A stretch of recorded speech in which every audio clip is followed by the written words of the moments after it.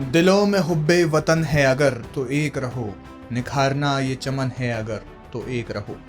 जाफर मलिहाबादी साहब का ये शेर गजा के हालिया सूरत हाल पर एकदम सटीक बैठता है। पिछले 15 महीनों से गजा ने क्या नहीं देखा। बमों से टूटती इमारतें, अपनों को खोते लोग, खून से सनती धरती और अपनी ही जमीनों को छोड़ते मजलूम।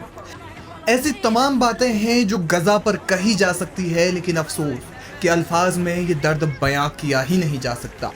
लेकिन वो कहते हैं ना कि हर रात के बाद एक उजाला जरूर होता है। यही हुआ फिलिस्तीनियों के साथ भी। वो लोग जो महीनों पहले अपने घरों को छोड़ चुके थे, जिंदा रहने के लिए उनके पास सिर्फ पनाहगजीन कैंप यानी शरणार्थी शिविरों का ही सहारा रह गया था। लेकिन इसराइल और हमास के बीच जब जंगबंदी हुई और इसके तहत जब ये डील हुई कि फिलिस्तीनी अपने घरों को लौट सकते हैं, तो उनकी खुशी का ठिकाना न रहा।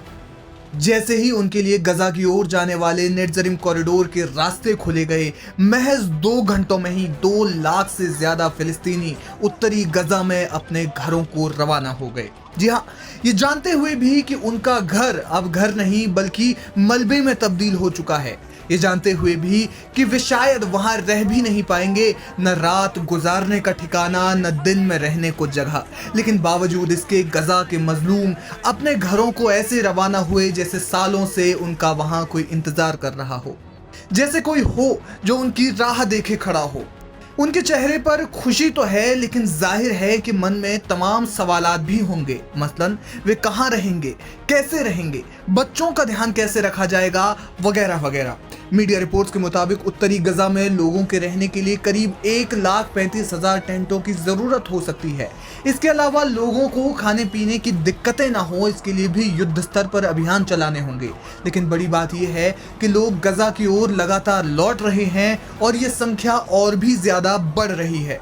एक ओर जहां गजावासी अपने घरों को लौट रहे हैं, तो वहीं दूसरी ओर हमास ने इसे इसराइल की हार बताया है। बीबीसी की रिपोर्ट के मुताबिक हमास ने कहा, गजा के विस्थापितों की घर वापसी हमारी जीत है। गजा में इसराइल के कब्जे का प्लान फेल हो चुका है और लोगों का अपने घर लौटना इसराइल की असफलता और हार का संकेत है।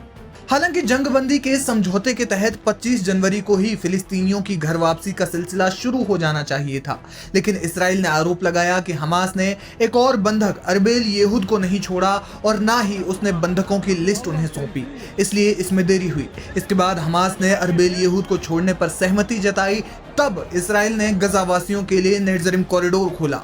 जंगबंदी के समझौते के तहत हमास पहले चरण में 33 बंधकों को रिहा करेगा, जिसमें से 7 को छोड़ा जा चुका है। इसके बाद 26 को और रिहा किया जाना था, लेकिन बताया जा रहा है कि इसमें से 8 बंधकों की मौत हो चुकी है और अब इस तरह से आने वाले समय में 18 बंधकों को रिहा किया जाएगा, जिसके बदले इसराइल अपनी जेलों से 1900 कैदियों को आजाद करेगा।